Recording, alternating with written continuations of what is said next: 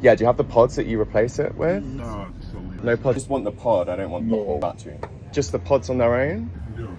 After a mile hunting for a liquid pod to recycle the most popular reusable vapes, I'd be met with the same answer. No, we don't have this. I just want to fill this up.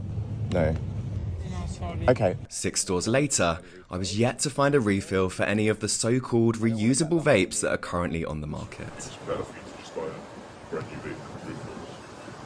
They're not cheaper than the same.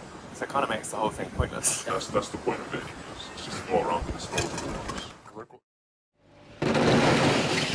It was just a month ago, at this recycling facility, the vape ban was heralded as the answer to soaring wastage and underage vaping. We've got to have vapes that are reusable, refillable and rechargeable. We won't hesitate to take further swift action. But did the government miss a fundamental flaw in the guidelines? Disposable vapes were banned in the UK last month. It means any vapes that are on sale have to be rechargeable and refillable. In theory, it means less waste. You can keep the battery, but change the liquid pod. But it says nothing in the regulations about having to actually stock these individual pods. So, if you're out of liquid and they're a similar price point, you might end up using these vapes as disposable rather than reusable. And it kind of defeats the whole point.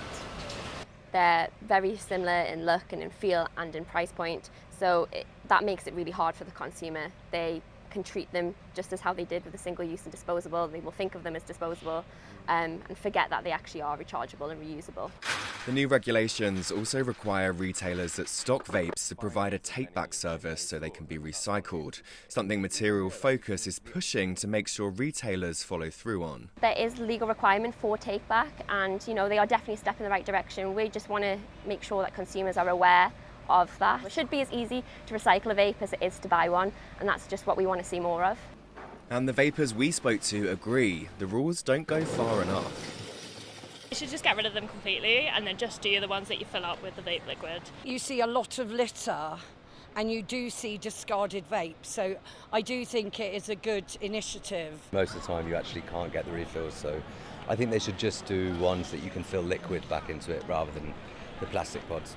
But according to Chris Noyce from the Association for Convenience Stores, it's not just consumers who are struggling with the new guidelines. One of the biggest frustrations that retailers have had is that they're selling rechargeable and refillable vapes, but they're not able to get hold of the pods once someone's bought a pack for the first time. So what that's essentially doing is it's turning reusable vapes then into disposable ones because people can't use them again, they can't get the parts for them. So it's a real problem with the regulations at the moment, and it's something really suppliers need to do more. They need to make these pods available on the market and get them into more retailers. The independent British Vape Traders Association told us refill pod sales now outstrip devices, showing people no vapes are reusable and supply just hasn't caught up yet. Meanwhile, the government did say they have made in-store recycling compulsory with over 10,000 bins added since April. But the message from campaigners is simple: if you're ditching your vape, make sure it gets recycled. Sam Leader, ITV News.